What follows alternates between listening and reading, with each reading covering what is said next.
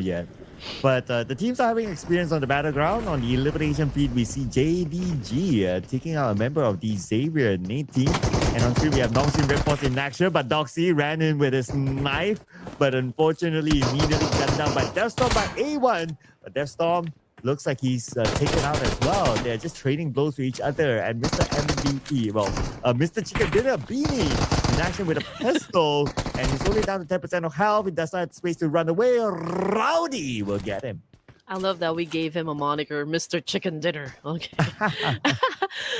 It's unfortunate for the doctor, though. I mean, Doxy has been sent back to the lobby here by A1 Arrow, and seems to me like they do have the upper hand advantage here up against Zetas Red Force. The good thing is that Binny's still alive, getting picked up by his teammate here, but since there's still a scarcity of weapons here, everyone's trying to take their time, but not for A1 Arrow. Oh my goodness. All right. The Savior, I think they're the ones that eliminated JDG as well, but of course the fight is not done just yet because we also have Tiamba inside Pachinki.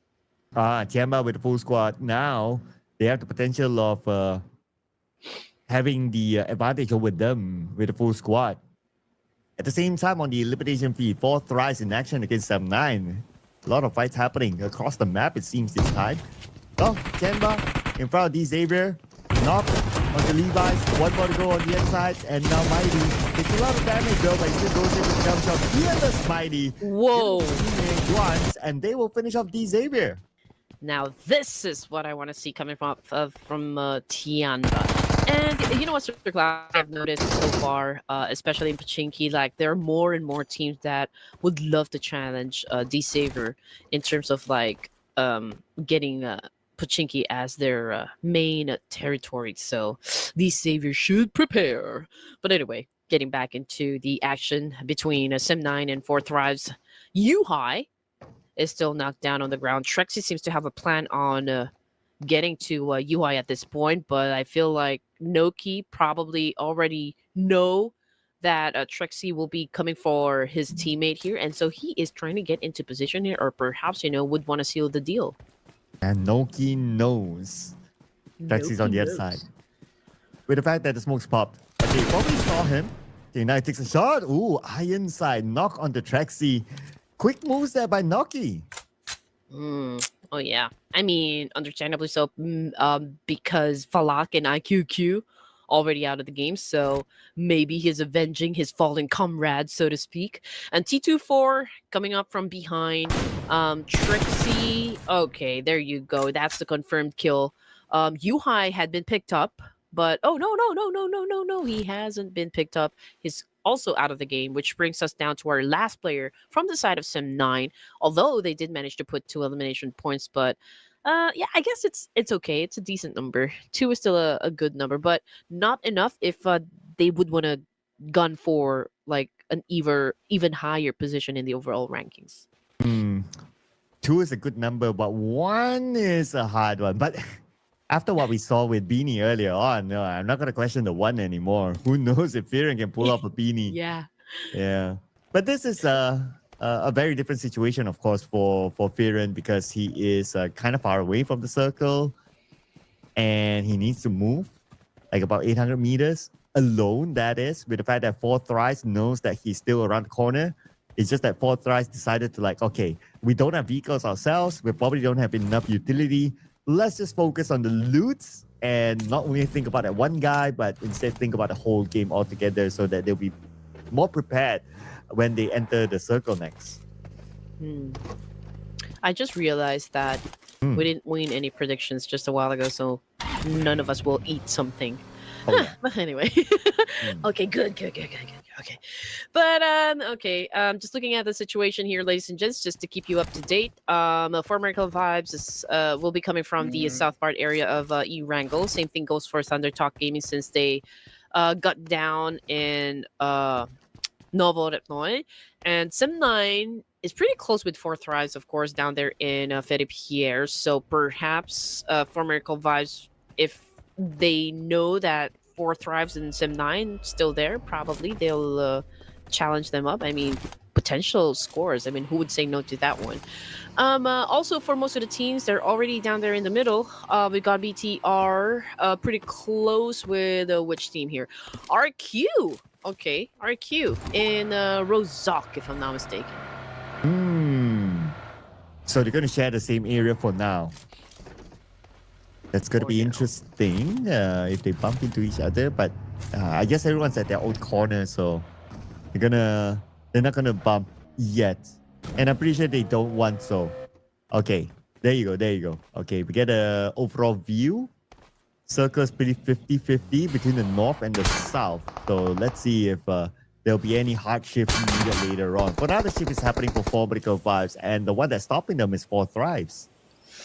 Okay, here we go. Can they pass through the bridge? That is, of course, up to 4 Thrives and how effective they are when it comes to like gatekeeping.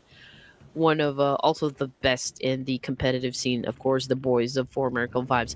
I don't see Baron playing for 4 Miracle Vibes for now, so perhaps the lineup would be Joel. Who else? Joel Tops, Doc, and one more name, Sir Cloud. Zio? Rifus. Okay. Oh yeah, Rifus. Yeah, there you go. Oh yeah, Baron. Okay. So he's taking a break. I mean, 4 Medical Vibes, their entire lineup, including their bench, is pretty stacked. Yeah, so it's almost like you can put anyone in, and you can still expect them to put in a performance. And I believe Baron, he played during the Night of Champions the other day. Yeah, he did. Yeah, so I guess they're trying out this new formation to see how it works out, and maybe that's why we don't get to see the best of them, just like how we saw during the Night of Champions. And I guess there's a lot of eyes looking at them right now because of their roster alone. They have again, just like what you said, the roster's pretty stacked up. Even if the substitutes for Miracle Vibes are really great, right? So I do wonder when the pressure is really high if they can still perform as smooth as butter, because sometimes it affects their overall gameplay when the pressure starts to kick in, and stress altogether. But it is, of course, going to be such a great expectation, I guess, onto their shoulders, just because, the history of Tops as well, from Stalwarts moving into Falcons and then dropping the original roster altogether. Now he's playing for 4 Miracle Vibes with Dark, so there is that great expectation for them to kind of dominate globally. But now Tianba will try to dominate 4 Thrives, like 2-2-4. Almost taking out a member of Tianba, but from the other side. Okay, Tianba. Nice fit, nice distraction for them to finish off the final player of 4 Thrives. 4 Thrives are in number 12, but they still scored 3 elimination points, and 3 of them was the members of Sem 9 who they took out earlier. And it's a good thing that, Tiamba's kind of picking up the pace, because they have been awfully quiet for like 2 days now, and it's a great thing that for the 3rd day they're kind of stepping up, and we do expect more, to come from Tiamba and the other PL teams as well. Now RQ, they do have the chance to maybe collide with BTR, if I'm not mistaken, but they're not pushing through with it just yet. Okay, but they know where RQ is currently staying at, and I feel like they're gauging the situation, maybe checking like, is it already safe for us to have this engagement with BTR? Would it benefit us more than it will cause harm? The question, right? Yeah, probably that's something that they're considering, and they have to consider that we have 11 teams now. So if you were to take fights, you want to tell yourself that you can win, just like any other competitor. But at the same time, you gotta think that, but what if we lose, right? That's a consideration for that as well. Well, but Team Flash, they don't really need to consider this since it's a long range. They try, but not able to get a knock. But instead, it's gonna be Thunder Talk. Getting a Sinister from A1 Arrow. And A1 Arrow, they might be looking for a revenge. They know exactly where the members of Thunder Talk Gaming are at right now. Try to get an advantage, but Hitman was not able to land that shot to get the knock. And that's always the consideration, right, Sir Clan? I mean, early in the game, you don't want to get into an early engagements as well because you don't want to risk losing members of the team. So, yeah, I mean, just like what we are seeing right now. I mean, A1 Aero definitely backing away from the situation. They don't want to risk members of their team getting knocked down since it's too early, to be honest. Thunder Talk, it's a great thing because, again, they continue to defend themselves well. And but we still got a long way to go for this match. So let's see if they can get to the latter stages of the match. I'm looking at A1 Aero. They have taken over a compound here, but BTR, I feel like they're about to swarm in. With the high ground, that's a potential. While A1 has the compound, and I guess they are evaluating whether it's going to be worthwhile for them to do that or not. Objectively, maybe not. But if they want to go like, okay, we want the points in, we want to catch the number 1 spot, we want to bring in the elimination points, then sure, they can potentially go for that. But if they want to play objectively and play for survivability, since we're still at stage number 3, then they can chill out a bit at the high ground, wait for the circle to shift, and in case the position forces A1 to come out of that building, then BTR will be ready then. Yeah, perhaps.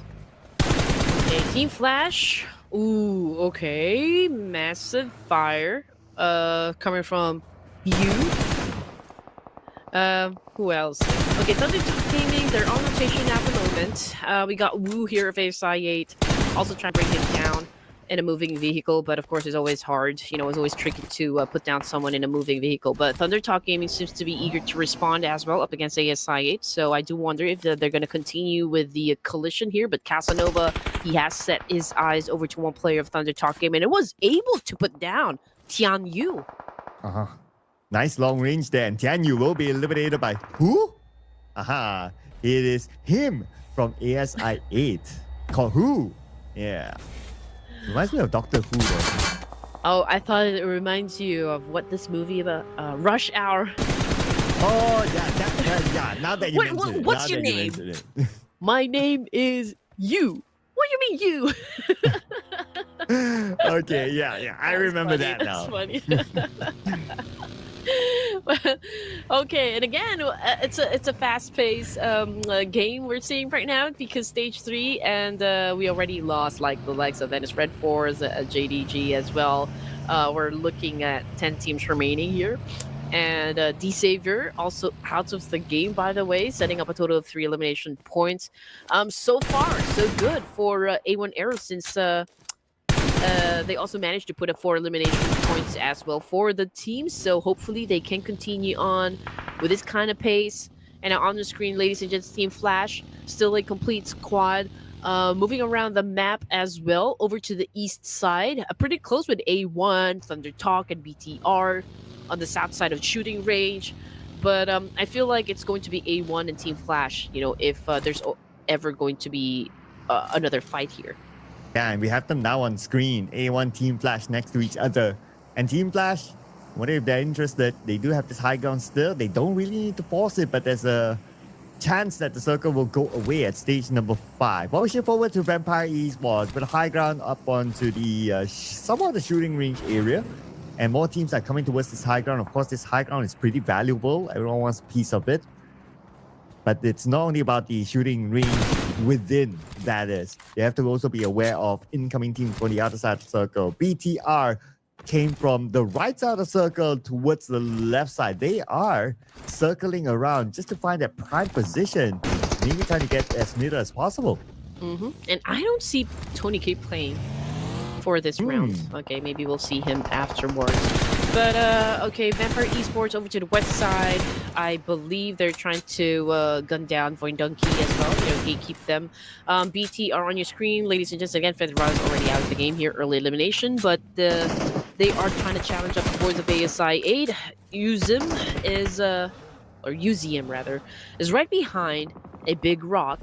But desperately trying to, of course, stay alive at this point. He had been, they're ganging up on him, obviously, but it's a good thing that Casanova is right there to save his teammate. the Casanova. A fighter, not a lover. Yeah. Every time his name is mentioned, I go like, ooh, Casanova. But ooh, full medical vibes now. Okay, in action. But on screen, we also have AS58 from afar, knocking out the members of Thunderdog Gaming. And Thunderdog Gaming eliminated just like that. We're back on the full medical vibes against RRQ now. Zero scouting out where exactly Nepeko is at. But ASI8, they can't chill. Looks like another knock onto them. And I almost thought that Thundertalk Gaming was able to accumulate like quite a number of points. So maybe that was just damage output. They were able to shut down players, but not really translate that into a full-blown elimination point just yet. Voin Donkey! Okay, here we go on your screen, ladies and gents. And again, up against ASI8. Man, ASI8 seems to be in altercation all the time. For Miracle Vibes, though, Doc might be down on the ground, but it's a good thing he's been surrounded by lots of smoke here, so that really gave way for Doc to recuperate. Tiamba, Mighty, doing a massive spray, but Zhao right now about to go out of the game. Ooh, and Zhou is eliminated officially by Tianma. And Tianma comes in, but they're on the lower ground though. A little bit of a disadvantage when it comes to the geography, as Doc still has that high ground against Tianma. But Tianma, they are not in a rush. But it would be lovely if they can get up to the high ground, so they will still try to hike up before the zone closes, because we are about to see stage number 5, about 5 more seconds here. And on screen, is going to be the overview of who might get the next circle. And it goes again towards the high ground. So it's still very, very valuable. RRQ, we need to play the defensive game against Full Medical Vibes. Yeah, and also we've got Vampire Esports already in position as well down there in the broken plane. Newsy is the first one to get there, so let's see if he will get attacked, for now. But yeah, so far it's quiet. But it's a different story though for ASI. And again, they find themselves in an altercation with Boy Donkey. Now it's a dance-off. Unfortunately though, oh man, Wu is already out of the game, as well as UZM. And that's courtesy, of course, by Vexy of Voin Donkey. Now, we are seeing quite an aggressive Voin Donkey for today as well. So, interesting day number 3, ladies and gentlemen. And we already mentioned this at the beginning of the match, is that today should be the day that team starts to build their foundation if they want to get ahead compared to the other teams. Oh, yeah. And you can see that ASI continues to build that foundation by knocking out Zeta. And from the side, baby, we'll get it. And that's going to be another point into the team. As we shift forward to now, A1 Arrow going up against Team Flash. And this is the fight that we kind of anticipated would happen. Without the circle, A1 is forced to come out of the building. And look at the nades rained out by Team Flash. But they're not able to hit the target just yet thanks to the smoke. So they're still okay for now. Instead, it's going to be Zeus knocked down from the side. And I wonder who did it came from. Did it came from A1 or somewhere else? It came from MG from RRQ. Whoa, and BTR already out of the game as well, so not a good performance from the side of the Bigatrons. And now we got Hitman over here, throwing A's, and who was able to put down Hugh, rather. Okay, Hitman, oh man, he got hit by a buggy real hard. And that was such a good offense coming from Team Flash, but let's see if that Storm can make a difference. Can he really bring some sort of Death Storm up against a Team Flash top? He's currently picking up his teammate here. Win again for the win. My goodness, this kid is unstoppable, I'm telling you.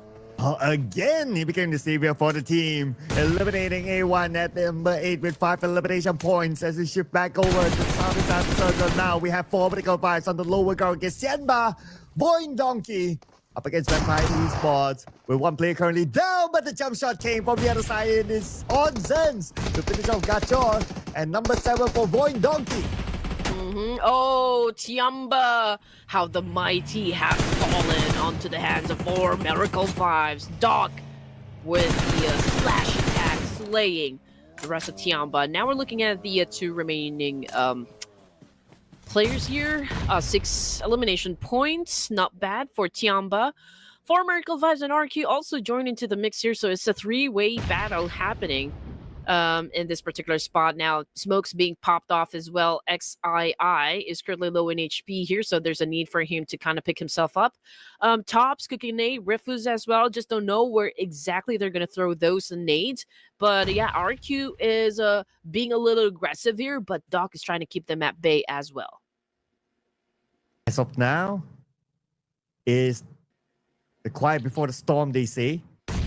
Because everyone's calculating their position. Everyone's trying to get as much information as possible. A nade was sent from behind by RQ to fall Vertical Vibes, but a nade landed onto Tianba Z. And now it's going to be go time for fall Vertical Vibes to secure another elimination point, leaving Tianba with only one player left. And the final player of Tianba comes from the side, but he gets stopped in the process. Could he be the one to actually form a clutch against fall Vertical Vibes? And Former 5 is going to be Refuse, finishing him off. Fall Vertical Vibes survive, but now they have RRQ to deal with. Ooh, man. Okay, but Jal has been taken as a sacrifice here. Is back in the lobby, but again, 3 is a doable number for any veteran teams. And now what a shot though, coming from Dog. Oh my goodness, through that window, through that wall. 4 Miracle Vibes getting through. Oh, 4 Miracle Vibes. They found that window, they found that opening, but a little bit more time bought because they have to save Refuse right now while Vampire Esports. They're being chilling here on the other side of the map. Pressure's now on the 4 Miracle Vibes. They have to come in as Baby gets Sorvel. RRQ permanently loses another player. Could be another sign of an opening for 4 Miracle Vibes, but now they have to consider to deal with Vampire Esports, who's on the other side, putting pressure onto them from afar. Okay. Right now, Vampire Esports, they do have quite an advantage up against the remaining teams here. ASI, 4 Miracle Vibes, and RQ. They do have the numbers. They do have the best position so far. 4MV will be coming down south. They don't have any compounds to work with, so it's a little bit open. So they just have to take advantage of the potato hills right up in front of them. We've got Champ right here doing a little spray. Okay, it's divide and conquer from the side of Vampire Esports. Tops, he is on 70% of health here, but definitely will be backed up by Refuse. They're going up against Ventoris of Vampire Esports, but there's quite a distance there, but Ventoris getting damaged from the bullets coming from Refuse here. Newsy trying to find an angle here, trying to find someone to knock down onto the side of 4 Miracle Vibes, but so far, both teams, both gauging what can they do in this situation. Right now for Vampire Esports, well, they can pretty much play the waiting game. I mean, they have a good spread, they have a full squad. Right now, Vampire Esports, they are in the driver's seat. But they can get the knock, then obviously it will be a good chance for them to rush in and try to finish off a team in front of them. That is 4 Miracle Vibes. 4 Miracle Vibes right now, at least they managed to get into the circle, and they seem to be pretty clear from RRQ and also Vampire Esports as of now. For ASIA, we still have 2 players here. Mr. Casanova and Baby is still in the game, and they decided to just stay away from all these teams on the other side of the circle. Ooh, okay, good call for Refus here, taking advantage of this special crate. And now he was able to level up his helmet and vest. It's a good advantage compared to the remaining players in the game. It would be hard, a little tricky to shut him down now. Vampire Esports still playing the waiting game, so to speak. Okay, they're letting 4 Miracle Vibes to come at them, understandably so, because 4MV are the ones that will be coming from the outskirts, so all they need to do is just really wait. Nerpeko is a non-mover, you know, but right now I think he just left the compound. He went to the south part area of the circle, completely ignoring 4 Miracle Vibes, who is currently challenging up the voice of Vampire Esports. But I'm not sure if Ventoris was able to pick Nerpeko up, or like maybe he knows where Nerpeko actually went. Yeah, they seem to know though, especially with the fact that Nerpeko popped that smoke. But Newsy gets knocked. 4 Miracle Vibes, they might lose 1 player, and that's a confirmation. The point will go to Vampire Esports. They're currently dominating with 5 eliminations. Vampire is still in the driver's seat, even though the circle slightly moved away from them, but they have 3 players within the circle right now. At the same time, Nerpeko eliminated. That is the end for RRQ. Top 3 now. All right, here we go. We got Baby and Casanova trying to maneuver. Oh, but Baby was put on a stop here as he got gunned down by, of course, Vampire Esports, and now Champ is about ready to finish him off. Casanova, he won't be able to help the Baby at this point, so Baby obviously a little bit helpless from this exchange. Now 7 elimination points coming from Vampire. They continue to dominate this stage, stage 7. And again, Vampire Esports might be the one to really bag the chicken dinner, but we're not discounting the fact that former Kovacs can maybe still flip the script up against Vampire Esports, because we've seen this happen too many times already. And here comes more nades from Vampire Esports. They want to wrap things up. I mean, they do have the best chance right now. They're probably telling themselves like, yes, but then cannot look down upon Forbidical Vibes. Refus fires back. He got newsy, but Refus countered upon by the other members of Vampire Esports. Now eliminated. It's going to be Tops. Tops fires onto Torrent, but he has to manage Onzens at the same time. Onzens fire onto him, and Forbidical Vibes out. It's now between Vampire Esports and ASI8. But with Vampire Esports, 3 active players, you can even make that 4. It should be a chicken dinner for Vampire. See, we don't only look forward to the chicken dinners here, ladies and gents. We also look forward to the kind of clashes such as this one. It's a 1v4s, it's a 1v1s, and now we're looking at Casanova, the lone wolf right now for ASI versus a full squad of Vampire Esports. And now Casanova behind that rock, definitely going up against Onzen here. But okay, decided to go back. Now here comes the dance-off! Fortunately, Casanova just got served by Vampire Esports, ladies and gents, setting up a total of 20 points for this match.